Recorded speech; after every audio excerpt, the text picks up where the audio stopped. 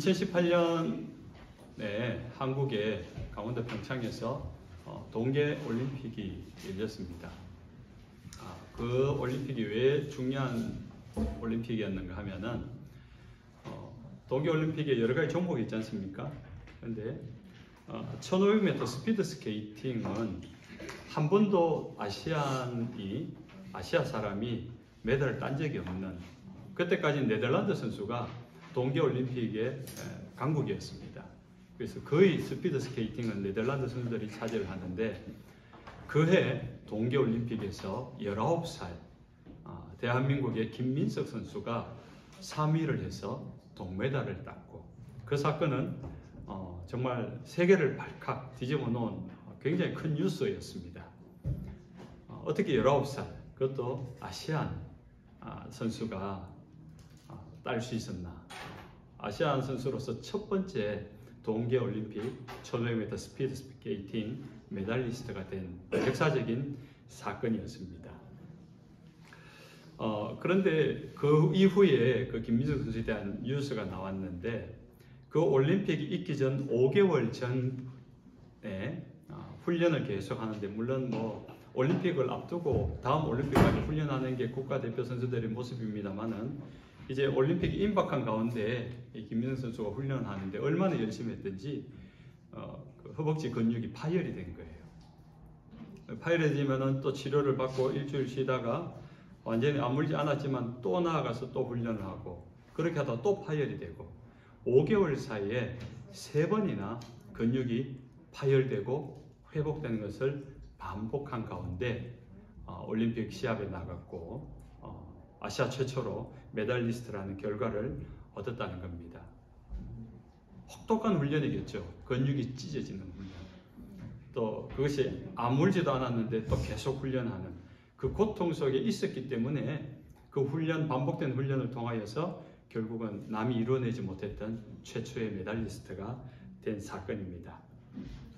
오늘 본문은 우리의 삶이 예수 그리스도를 믿고 고백하였을 때 그 믿음의 삶을 살아가는 우리의 인생이 어떻게 변화되는가, 어떻게 변화될 수 있는가에 대한 답을 해주고 있습니다. 가장 먼저 오늘 본문에 예수님 안에 뿌리를 박으라고 이야기합니다. 신앙으로 우리의 삶이 바뀌는 것에 대해서 첫 번째 하는 그 권면이 뿌리를 박으라는 이야기를 해요. 그 뿌리를 박으라 그러면 여러분 연상되는 게 뭡니까? 식물이나 나무가 뿌리를 내리는 것을 이야기합니다. 우리의 삶을, 우리의 신앙을 나무에 비유해서 말하고 있는 것입니다. 우리 지난 봄에도 우리가 상추 심는 이야기, 토마토 심는 이야기 몇 번 했지 않습니까? 그래서 농사를 지어본 분들은 아는데, 모종을 뿌리든지, 모종을 심든지, 씨앗을 뿌리든지, 뿌린다고 그것이 금방 열매 맺지 않습니다. 시간이 필요합니다. 근데 제일 먼저 이 식물이든지 나무든지 열매 맺기 위해서는 제일 먼저 하는 첫 번째 순서가 있는데, 그것은 뿌리를 내리는 거예요. 뿌리가 내려지고 그 다음에 싹이 납니다. 그 뿌리가 더 깊어지면서 그 싹은 줄기가 되고요. 그것이 어느 날 잎이 무성해지고, 그러다가 꽃이 핍니다. 그리고 그 꽃이 떨어지면서 그 자리에 열매가 맺히는 것이 우리가 알고 있는 모든 식물의 성장 과정입니다. 우리 신앙에 예수 그리스도를 주로 고백하고 믿음으로 살아가는 데 있어서 제일 먼저 할 일은 어디에 뿌리를 내리느냐라는 것입니다. 우리 교회에 농사를 잘 짓는 분이 몇 분 계세요. 우리 박도리 권사님도 집에 가면은 잘 키우고, 김선영 권사님 집에 텃밭에 가면은 완전 농장이에요, 농장. 오이, 호박, 고추, 토마토는 못 따먹어서, 먹다가 못 먹어서 그냥 터져버리는 게 반이나 될 정도로 조그마한 텃밭인데 얼마나 잘 키우는지 모릅니다. 근데 저는 잘 못 키웁니다. 우리 집 뒤편에다가 조금 텃밭을 만들어 놨는데, 제가 키우면 한 50%, 60% 건질까? 그런 이유는 김선영 권사님의 텃밭은 가보면요, 아주 고와요, 거기. 색깔도 아주 기름지고. 근데 저희 집 야드는 땅을 파면요, 진짜 파면 팔수록 돌이 나와요. 돌밭이에요. 그 잔디만 겨우 심겨져 있지 그 밑은 완전히 뭐 돌멩이밭, 돌밭입니다. 그러다 보니까 건강하게 좀 자라지 못합니다. 어디에 뿌리를 내리느냐? 옥토에 뿌리를 내릴 때 열매를 맺는 게 달라집니다. 우리의 인생을, 우리의 신앙을 이 식물이 자라는 것을 비유했다 했잖아요. 예수 그리스도에게 뿌리를 내릴 때 우리는 예수 그리스도의 자양분들이 나여서 예수의 열매를 맺게 되는 삶의 변화, 신앙의 변화가 일어나는 것입니다. 그런데 가끔은 좀 성질 급한 사람들은 뿌리를 내리기 전에 열매가 안 맺히는 것에 대해서 씨앗을 뿌려서 새싹을 키우고 텃밭을 해보면요, 진짜 이 첫 씨앗이 첫 싹이 나기까지가 시간이 제일 오래 걸려요. 싹이 터져 나오면 그다음부터 자라는 것은 금방금방 보입니다. 근데 뿌렸는데 얘가 내가 물을 너무 많이 줬나? 너무 적게 줬나? 햇살이 너무 강했나? 싹이 안 나요, 당분간은. 그런데 그때도 여전히 관리를 해줘야 됩니다. 왜냐하면 우리 눈에 보이지 않을 뿐이지 뿌리가 내려지고 있는 상황인 거예요. 뿌리가 내려져야지 양분을 거기서 자라가는 겁니다. 그 과정이 반드시 필요합니다. 기다림의 시간. 그런데 마귀는 우리로 하여금 기다리지 못하게 합니다. 기다리지 말라고 합니다. 마태복음 4장에 보면은 공생의 사역을 시작하시는 예수님에게 마귀가 찾아와서 시험하는데, 네가 만일 하나님의 아들이면은 이 돌덩이를 떡대해서 먹어라. 너 배고프잖아. 지금 많이 굶었잖아. 무엇을 가지고 떡을 만들라고요? 돌멩이를 가지고. 여러분, 떡은 무엇으로 만드는 겁니까? 지난주 우리 박도리 권사님 시루떡 하셨던데 뭘로 만들어? 그 재료가 뭐였습니까? 찹쌀가루나 맵쌀가루나 하다못해 뭐 밀가루라도 있어야지 그걸로 이렇게 치대가지고 반죽해가지고 이게 뭐 삶든지 굽든지 뭐 이렇게 찌든지 해서 그 과정이 필요하잖아요. 그런데 마귀는 그런 과정 없이, 그런 재료 없이 이 돌덩이로 떡 만들어 먹어. 과정을 무시하는 겁니다. 뿌리 내리는 것도 없고 싹 나는 것도 없고 줄기도 없고 그냥 열매를 먼저 걷어 먹어라. 네가 엎드려 내게 절하면은 이 천하 모든 영광을 너에게 주겠다. 내가 아무런 수고를 안 하여도 나는 너에게 이것을 줄 수 있어. 천하 만국의 모든 영광. 여러분, 그렇게 손쉽게 얻을 수 있습니까? 세상에 나가서 여러분 1달러를 그렇게 누가 거저 주는 사람이 있습니까? 거저 얻기가 어렵습니다. 하다못해 구걸하는 사람이 거저 주는 것 같아도 구걸하는 노력이 필요합니다. 노동이 있기 때문에 그 1달러를 얻는 것이지, 가만히 있는데 누가 나에게 1달러를 갖다 주는 사람은 아무도 없습니다. 모든 일에는 과정이 있습니다. 그러나 마귀는 끊임없이 그 과정을 무시하라고 합니다. 뿌리를 내리지 말라고 합니다. 싹 틔우지 말라고 합니다. 이파리를 무성하게 가지를 내지 말라고 합니다. 여행을 바라게 합니다. 그래서 순간적인 어떤 횡재, 로또 복권을 자꾸 사게 한다든지, 아니면 내가 열심히 하지 않았는데 여행으로 잘 되기를 바라는 마음. 혹시 여러분이 우리 학생들이 많은데 시험 치나요? 여기 와서? 시험 쳐요? 학생들? 시험은 없어요. 레포트만 내고 그래요. 레포트를 안 냈어. 시험을 쳐야 되는데 시험 공부도 안 했어. 근데 좋은 점수 받기를 바라는 거예요. 답답한 마음에 교회에 와서 밤새 기도하는 거예요. 주님, 내가 시험 공부 안 했는데, 주님, 내가 과제물을 드렸는데 좋은 점수 받게 해주십시오. 제가 봤을 때 그 하나님이 인격적인 하나님이시라면은 좋은 점수 안 줄 것 같아요. 하나님은 우리가 노력하지 않고, 우리가 일하지 않고, 우리가 정직하지 않고, 우리가 최선을 다하지 않았는데 기도하면은 무조건 이루어준다. 제가 아는 하나님은 그런 하나님은 아닙니다. 그래서 우리는 그런 맹목적인 기도가 되어서는 안 되고요. 그 하나님이 제대로 안다면은 우리는 그 과정이 필요합니다. 그래서 학생들은 더 열심히 해야 돼요.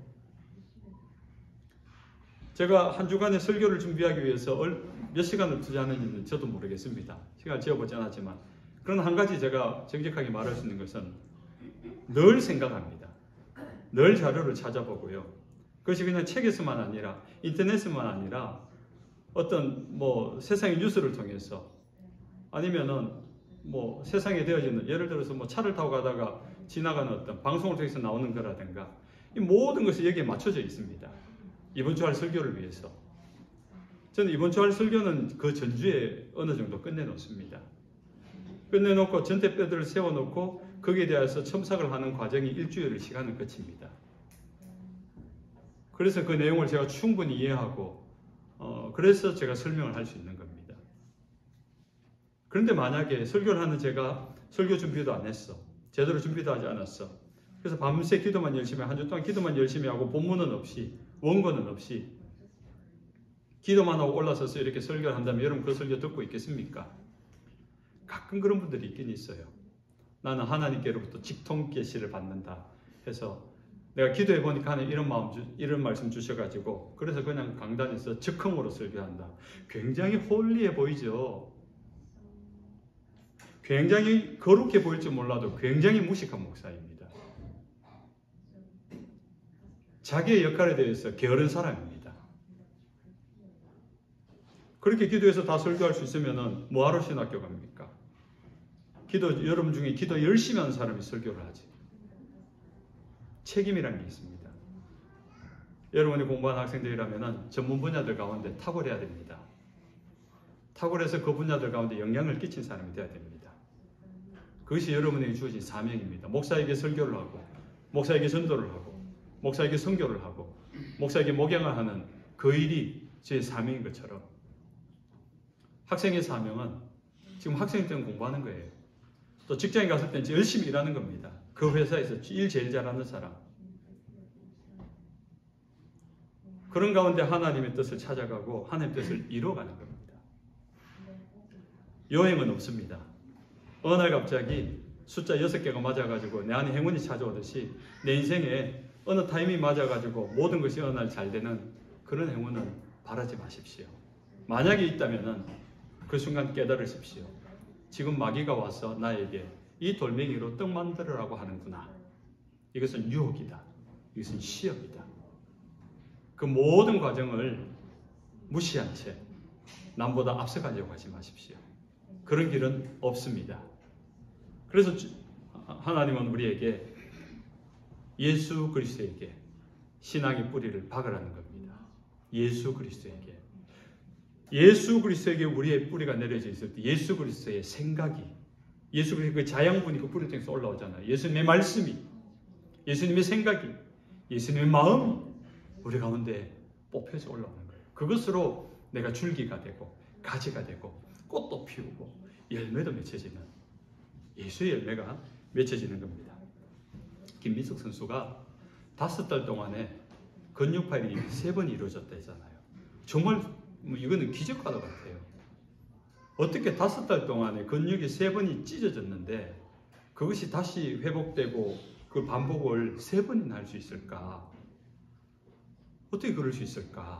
저는 뭐 그 나이 때 근육이 찢어지도록 찢어졌는데 내가 몰랐을 수는 있겠네요. 저도 10대에 운동을 했었으니까 찢어진 줄 모르고 그냥 한 것 같아요.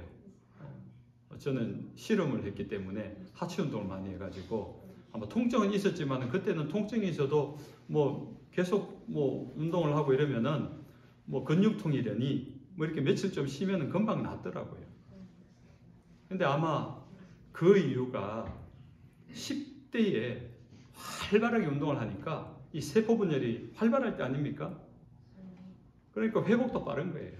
성장도 빠르고 또 운동하는 선수니까 얼마나 그런 호르몬적인 부분이 있어서 강력했겠습니까?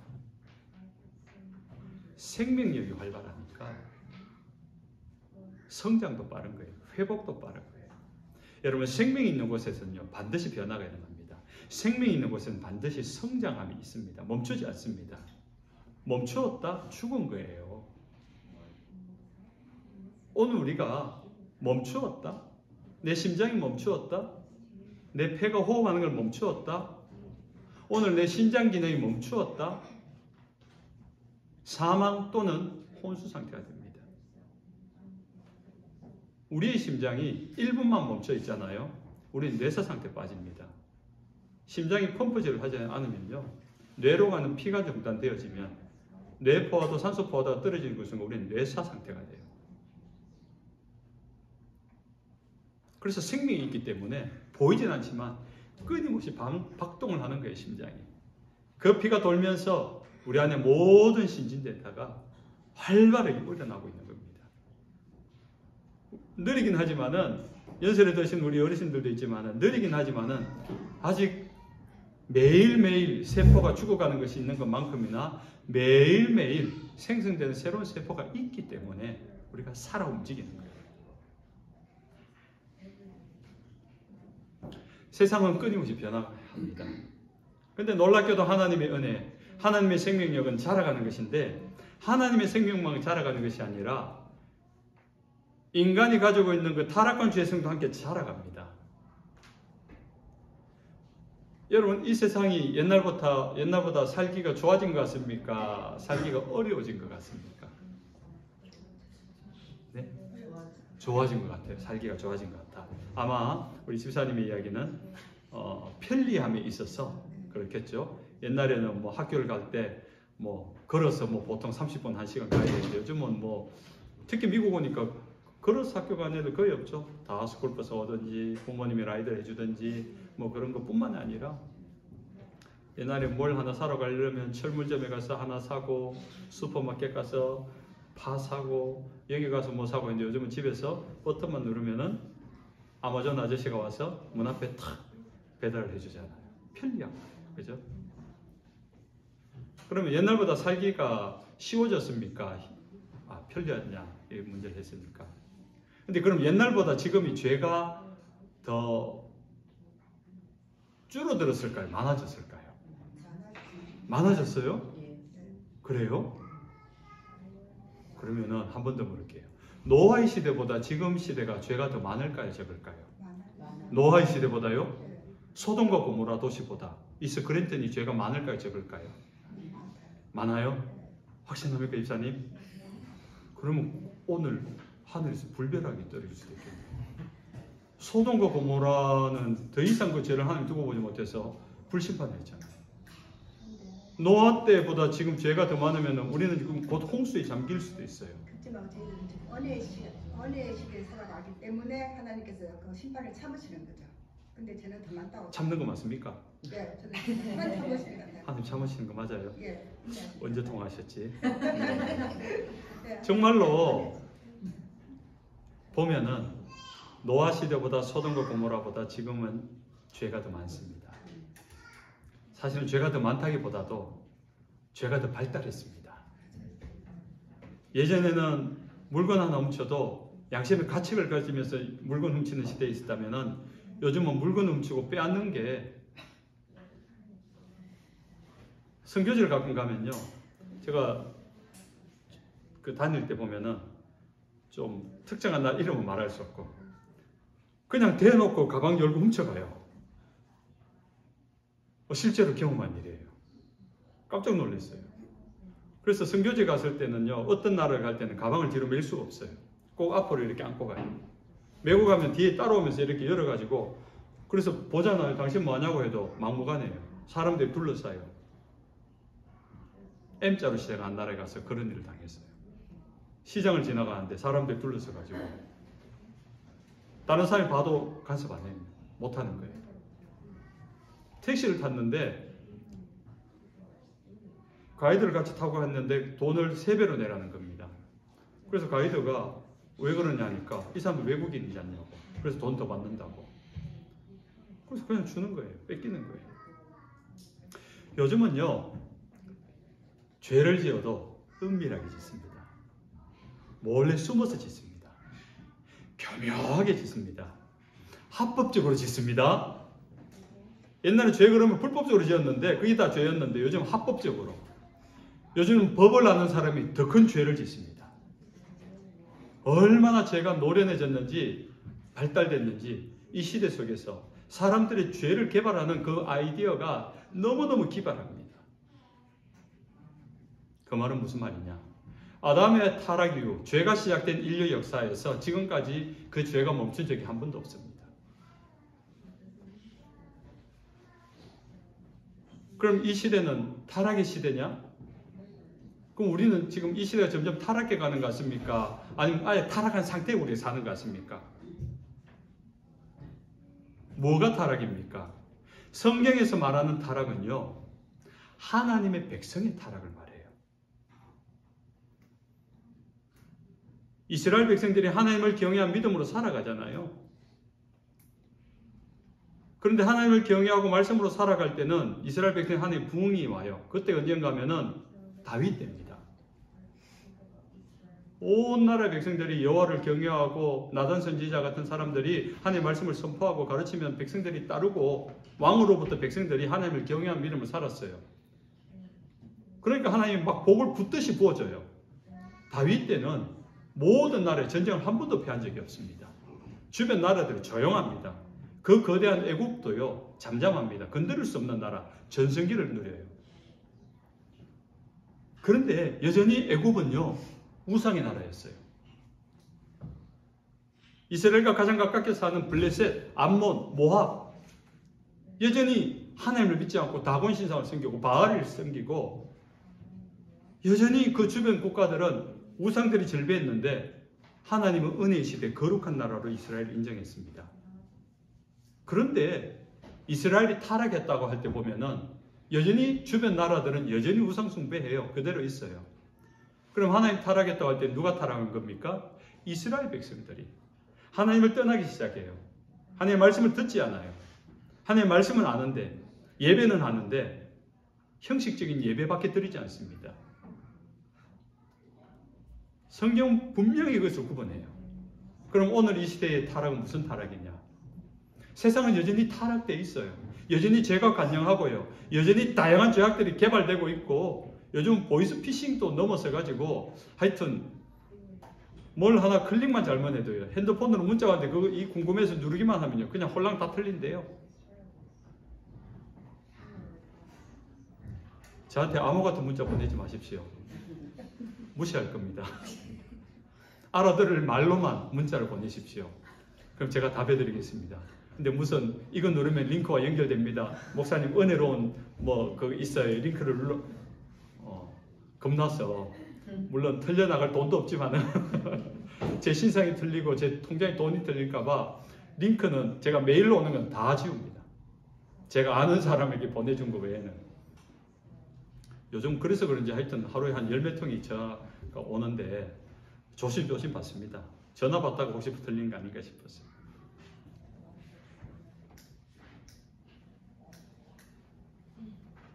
오늘 이렇게 예배한 여러분 한 사람이 내일 하나님을 떠나고 하나님의 말씀대로 살지 않는 삶의 변질, 양심의 가책을 넘어선 일들에 갈 때 그게 여러분 타락입니다. 그럼 여러분 개인의 타락이 있지만은 이 교회 공동체 한 사람이 타락되는 순간 교회 변질이 시작되는 거예요. 교회 타락이 시작되는 겁니다. 시대의 악균과 죄인은 여전히 가득합니다. 대다수를 차지하고 있어요. 그러나 그 시대 속에 아무리 죄악의 관정에서 죄인이 가득한 노아 시대라고 하지만은 노아와 그의 가족들은 의인이었습니다. 그 사람을 통해 세상은 유지가 되는 거예요. 소돔과 고모라가 불벼락을 받아서 심판을 당하고 다 멸망하지만은 그 땅에서 고통 중에 의로움을 지키고 있었던 롯 한 사람이 있었기 때문에 롯의 가족은 구원을 받는 겁니다. 우리는 이 세상을 바라보면서 왜 이렇게 악하지? 소망 없다, 한탄하고 원망하고 핑계댈 필요 없습니다. 우리가 진짜 고민해야 될 것은 내 삶이 하나님 앞에 오늘 의인의 삶을 살아가고 있는가? 오늘 나의 말과 나의 생각과 나의 행동이 예수 그리스도의 뿌리를 두어서 나를 통해서 예수 그리스도의 말이 나오고 있는가? 예수 그리스도의 생각이 구체화되고 있는가? 그것이 나의 행동으로 열매 맺고 있는가? 이게 고민이 돼야 됩니다.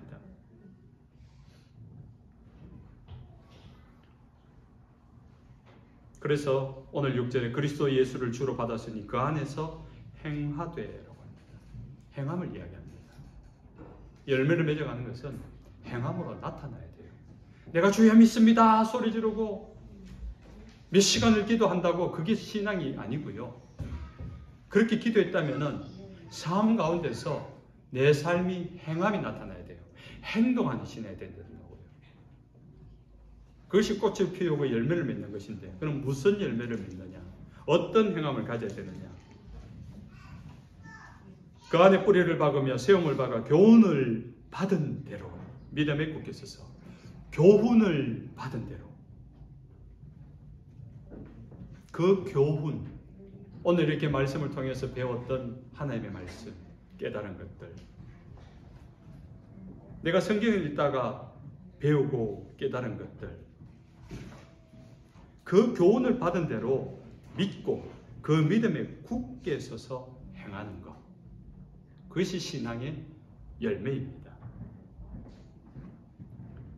왜냐하면 하나님의 말씀은 시대가 변해도 바뀌지 않기 때문에. 얼마 전에 한국의 유명한 가수가 내 바지 나팔 바지 뭐 이런 노래로 히트를 쳤습니다. 싸이라는 가수가. 모릅니까? 그래서 그런지 그 이후로 나팔 바지가 좀 유행을 했습니다. 근데 희한한 거는요, 제가 국민학교 다닐 때 우리 누나가 나팔 바지를 입고 다녔어요. 우리 형님이 나팔 바지를 입고 다녔어요. 그때 좀 패션을 안다는 사람들이 나팔 바지를 입고 다녔어요. 아, 유행은 돌고 도는구나. 새로운 것이 없구나. 그 시대가 지나고 나니까, 유행이 지나니까 나팔 바지 입으면 촌스러운 사람이 돼요. 지금 미국 와서 보니까 뭐죠? 스키니진? 뭐라고 하죠? 이거 쫄쫄이 바지 같은 거, 내복 같은 거 뭐라고 합니까? 레깅스. 미안합니다. 레깅스가 유행이에요. 그게 한국에도 상용을 해가지고 레깅스가 유행을 해요. 장 보러 가도 레깅스, 시장 가도 레깅스, 학교 가도 학생들이 레깅스, 교회 예배하러 가도 레깅스. 그래서 더 이제 나아가서 산에 등산하러 가도 레깅스래요. 그래서 한국은 확실히 레깅스 문화가 자리를 잡았습니다. 이게 유행이 지나면 레깅스도 이제 촌스러울 때가 있을 거예요. 유행이란 것은 그 시대의 기준입니다. 시각이에요. 그때는 옳았던 것이 시대가 지나면 틀린 것이 될 수 있고요. 그때는 좋았던 것이 시간이 지나면 좋아하지 않는 것이 될 수 있습니다. 그러나 하나님의 말씀은 시대를 타지 않아요. 유행을 타지 않아요. 하나님의 말씀은 어느 시대 사람이든지 어느 나라 사람이든지 어떤 전통과 관습을 가졌든지 그 삶의 기준이 되는 말씀입니다. 어떻게 살아야 될지를 명확하게 가르쳐 줍니다. 오늘 우리가 읽었던 이 본문은 한 2000년 전에 기록된 말씀입니다. 그럼에도 불구하고 오늘 2000년이 지난 우리에게 여전히 영향을 끼치고 있고 도전을 주고 있고, 이것이 목표가 되어서 그 말씀의 열매를 맺어가야 되는 것입니다. 그래서 하나님의 말씀, 풀은 마르고 꽃은 시드나 우리 하나님의 말씀은 영원히 서리라. 영원히 변하지 않는 하나님의 말씀, 그 삶에 우리의 삶의 기준을 둬야 됩니다. 그래야지 우리가 섣부른 판단도 할 수 없게 되고 우리가 실수를 하지 않게 되는 거예요. 모호하잖아요. 어느 것이 맞는지 모르겠고 어느 것이 나에게 옳은 것인가를 생각할 때 모를 때는요, 그냥 하나님의 말씀을 읽으십시오. 그와 관련된 말씀을 찾으십시오. 이런 부분에 있어서 하나님 뜻이 뭡니까? 하나님 마음이 무엇입니까? 하나님이 기뻐하는 것이 뭡니까? 그때는요, 어느 것이 내게 더 이익이 될까? 계산적으로 하지 마시고 비슷한 그 상황이라면 하나님 뜻을 생각하고 하나님의 말씀을 생각하십시오. 그 가운데 주님 주시는 그 말씀을 따라 행하십시오. 여러분의 삶이 예수 그리스도로 말미암아 변화받고 싶으십니까? 그러기 위해서는 김민석 선수를 닮아야 됩니다. 마치 우리의 신앙이 열매를 맺는 것은, 놀라운 변화가 일어나는 것은 한 번도 없었던 일인데 최초로 아시아인이 스피드 스케이팅에 메달을 따는 것 같은 도전입니다. 어려운 일이죠. 힘든 일이죠. 여러분, 신앙생활은 굉장히 힘든 일이에요. 우리가 알고 있는 뭔가는 자세히 잘 모르지만, 구체적으로 모르지만은 우리가 다 달아야 되는 신앙의 내 모습이라면 이런 것이다라는 뭔가가 이렇게 갖고는 있잖아요. 좀 이상적이고 좀 높은 수준의. 근데 거기에 도달하기 위해서는요, 우리의 삶이 훈련이 돼야 돼요. 김민석 선수처럼 그냥 김민석 선수뿐만 아니라 태릉 선수촌에 올림픽 기간이 되면요, 태릉 선수촌에 하루 해가지고 보면요, 5시 일어나가지고 구보하고 2시간 동안 운동하고 와서 막 고기 막 먹고 한 2시간 자고 또 일어나가지고 또 체력 운동 웨이트 트레이닝 하고 또 그러다가 자기 전문 분야 또 운동하고 또 점심 먹고 또 오후에 쉬었다가 회복 운동하고 또 그리고 실전 연습하고 또 저녁 먹고 나면 제 자유 시간인데 자유 시간에 개인으로 뭐 노는 사람 없어요. 다 개인 훈련하러 가요. 제가 보았던 태릉 선수촌의 하루였어요. 새벽에 눈 뜨고부터 밤 10시에 자기까지 끊임없이 자기 분야 운동을 해요. 근육도 찢어지죠. 다시 회복되죠. 반복하기 때문에 그 사람들이 메달리스트가 되는 것입니다. 오늘처럼 이렇게 설교를 들으면서 깨달은 것이 있다면, 여러분 집에서 매일 성경 일독 읽기 훈련에 동참해서 매일 읽다가 또 느낀 점이 있다면, 성경 공부 지금 하고 있는데 그 공부에서 배운 것이 있다면 그 모든 것들을 가지고 삶에 적용하는 훈련을 해야 됩니다. 연습을 해야 됩니다. 익숙해질 때까지 그렇게 말하고 그렇게 행동하는 것이 자연스러울 때까지. 섣부를 수 있습니다만은 여기 모인 사람 중에 제가 영어를 제일 못합니다. 그건 제가 확신합니다. 그래서 영어 공부를 계속하고 있어요. 굉장히 스트레스를 받으면서 영어 공부를 하고 있습니다. 근데 하면 할수록 제가 느끼는 게 처음에는 시작할 때는 야 정말 영어 잘하는 사람 똑똑한 사람이다 생각했는데 영어는 잘하는데 똑똑하지 않은 사람 몇 사람을 봤습니다. 그래서 영어는 똑똑해서 하는 게 아니구나를 알았습니다. 그러면서 지금 내린 결론은 또 바뀔지 모르겠는데 지금까지 내린 결론은 영어는 익숙해질 때까지 하는 사람이 잘한다. 영어는 익숙한 사람이 잘한다. 한 번이라도 더 말하고 한 번이라도 더 듣고 그렇게 알고 있는 것을 머릿속은 뱅글뱅글 도는데 확실히 뭐 여러분도 그런지 모르겠지만은 확실히 독해하는 건 제가 많이 늘었습니다. 이렇게 읽고 해석하는 거는 미국 오기 전보다 훨씬 많이 늘었는데 여전히 힘든 건 내가 말하는 건 너무 힘들어요. 어수는 뒤죽박죽이 되고 할 말은 내 머릿속에 있는데 단어는 다 생각이 나는데 이게 배열을 못하는 거예요. 지금은 제가 제일 잘하는 거 있습니다. 제일 잘하는 게 뭔가 하면은 어디를 들어가거나 나갈 때 제가 문을 항상 잘 잡아줍니다. 열어주고. 그러면서 가는 사람들이 땡큐라고 해요. 그러면은 제가 처음에는 You're welcome 했어요. 그리고 요즘은 제가 하는 게 My pleasure 그래요. 조금 늘었다 이거죠. 스스로 느껴요. 왜냐하면 문 열어주는데 이 사람이 어떤 대답이 나올지에 대해서 이제 반사신경 지나가다가 누가 뭐 땡큐 그러면은 자연스럽게 나와요. 이거는 자신 있습니다. 어딘가에 가서 문을 열어주고 문을 닫아주고 의자를 빼주고 그래서 그 사람이 인사할 때 반응해 주는 거.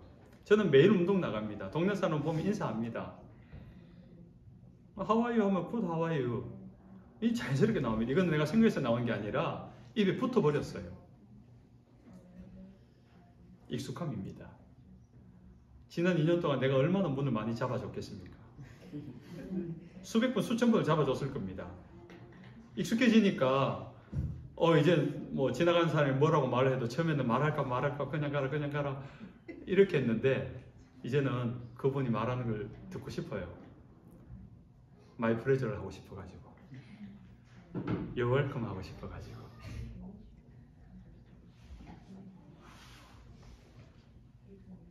그분에게서 나에게 굿이라는 이야기를 듣고 싶어서 How are you를 자꾸 묻게 돼요.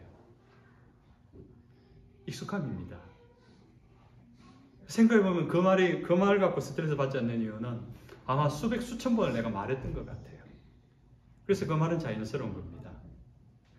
다른 단어들이 자연스러워지려고 노력하고 있습니다. I think I need, I think I did. 내가 했어. 이런 말. 물으면. 내 생각에는 그런 말들을 자꾸 합니다. 내 의견을 자꾸 하나씩 표현하고. 신앙이 그렇습니다. 내 입을 통해서 전혀 몰랐던 다른 민족의 언어도 이렇게 말하는데 내가 내 한국말로 들린 하나님의 말씀을 말할 수 없다면 이 말씀대로 내가 살아내지 못한다면 내 믿음은 자라지 않는 겁니다. 내가 하나님을 믿는데 내가 하나님의 말을 할 것이 없다면, 머릿속은 뱅글뱅글 도는데 이 하나님의 말씀이 내 입을 통해서 나오지 않는다면 아직 익숙하지 않은 겁니다. 아직 유창하지 않은 겁니다. 아직은 어린 겁니다. 아직은 초짜인 겁니다. 내가 교회를 많이 했기 때문에, 내가 교회를 오래 다녔기 때문에, 내가 성경을 많이 읽었기 때문에 신앙이 좋다고 생각하지 마십시오. 오늘 예수 그리스도로 변화하는 것은 그 말씀이 그 교훈의 뿌리를 박았어. 행하는 삶. 예수 그리스도가 고백되어지고 선포되어지고 그대로 살아가는 삶. 그래서 에베소서 4장 13절은 우리가 다 하나님의 아들을 아는 것과 믿는 것이 하나가 되어서 그리스도의 장성한 분량이 충만한 데까지 이르라는 거죠. 우리 안에 그것이 가득히 채워졌어요. 오늘 7절에 믿음에 굳게 서서 감사함을 넘치게 하라. 이 감사함을 넘치게 하라는 것은 헬라어로 페르시온테스라고 합니다. 이 단어의 뜻은 강물이 제방을 넘쳐서 흐르는 것. 홍수 날 때 막아놓은 제방이 넘쳐나는 것을 말합니다. 왜 넘쳐납니까? 가득 찼기 때문에. 가득 차서 그 제방의 흙에도 다 베어 들어가가지고 더 이상 채울 수 없는, 공간이 없는, 그래서 넘쳐 흐르고 베어서 터져 나오고, 하나님의 말씀이 우리 안에 가득히 찼어. 하나님의 마음이 우리 안에 가득히 찼어. 더 이상 차고 나올 데가 없어서 그냥 내 안에 흘러 넘쳐는, 내 삶이 그냥 베어서 온몸에서 그냥 말씀이 뚝뚝뚝뚝 떨어지는, 건드리면은 그 말씀에 젖어버리는, 그 사람을 가까이 하면은, 그 사람과 대화를 5분만 해보면은 그냥 하나님으로 젖어버리는, 그냥 그가 받은 은혜에 내가 동화되어 버리는, 감사함이 넘치게 하라. 은혜가 넘치게 하라는 겁니다. 안디옥 교회가 예수 그리스도의 신앙을 전수받았습니다. 복음을 듣고 예수를 믿게 되었습니다. 근데 그 예수 믿은 것이 얼마나 좋았던지 사도 바울과 함께 신앙생활을 열심히 했어요. 말씀을 열심히 배웠습니다. 열심히 배우다 보니까 이 동네 사람들이 이 안디옥 교회 사람들을 향하여 최초로 세상에 없던 단어를 이야기합니다. 엠 그리스도, 그리스도인이라. 그 의미를 보면 예수 안에 있는 사람, 예수가 그 안에 있는 사람, 이런 의미입니다. 우리 옆집 사람인데, 내가 알던 이 동네 사람인데, 저 사람이 안디옥 교회 다니더니 뭔가 바뀌었다? 말하는 게 바뀌었네? 표정이 바뀌었네? 무슨 일이 생길 때 반응하는 것이 바뀌었네? 어디선가 본 듯한데? 저렇게 말하는 사람 나도 어디선가 본 적이 있어. 아, 나사렛 예수. 그가 우리 동네에서 하나님의 말씀을 가르치고, 그가 이 땅에서 창녀와 세리들을 만나면서 얼마나 인자하게 사랑스럽게 대해주었나. 그에게서 그런 온유함을 보고, 그런 사랑을 보고, 그러나 그에게 입에서 나오는 그 말이 권세와 능력을 경험하면서 다르네. 그에게서 예수의 모습이 보인다는 거죠. 그리스도인. 그의 말에게서 예수가 느껴지고 마치 예수님이 다시 살아온 것처럼 보여지고 느껴진다는 겁니다. 그리스도인. 세상은 오늘 우리를 향하여 그리스도인이라고 합니다. 그런데 오늘날 그리스도인이라고 말하는 세상의 외침은 제가 봤을 때는 조롱이 있습니다. 잘난 체 안에 이기주의자들, 세상의 어떤 사람보다 더 탐욕적인 사람으로 점점 그렇게 낙인 찍혀가고 있는 것이 오늘날의 그리스도인의 모습 아닌가요? 우리는 거기에 부끄러움을 가져야 됩니다. 그러면서 우리는 책임을 가져야 됩니다. 이 안디옥 교회가 들었던 그리스도인이라는 그 명성을 우리는 다시 회복해야 됩니다. 그러기 위해서는 우리가 그리스도인이 되어야 됩니다. 건드리면 예수가 나올 수 있는,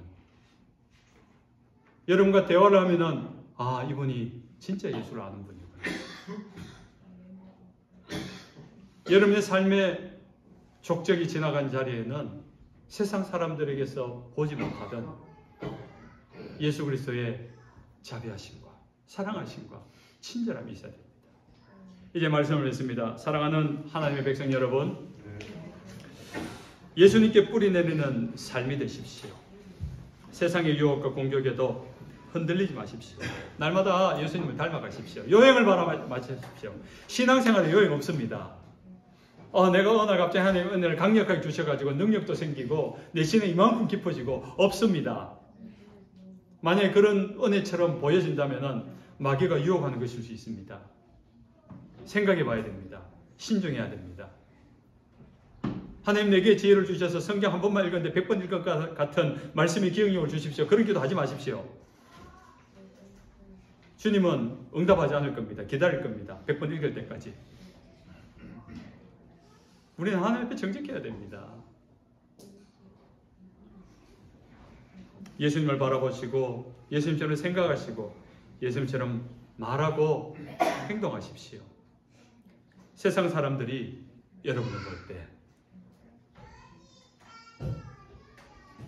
내가 아는 이 사람은 이런 사람이었는데 혀를 차는 사람이었는데 어느 날 다시 만나보니 예수의 향기가 느껴지고 예수의 마음이 느껴지는 예수의 열매 맺는 예수로 변화된 저와 여러분 되시기를 주님의 이름으로 축원합니다.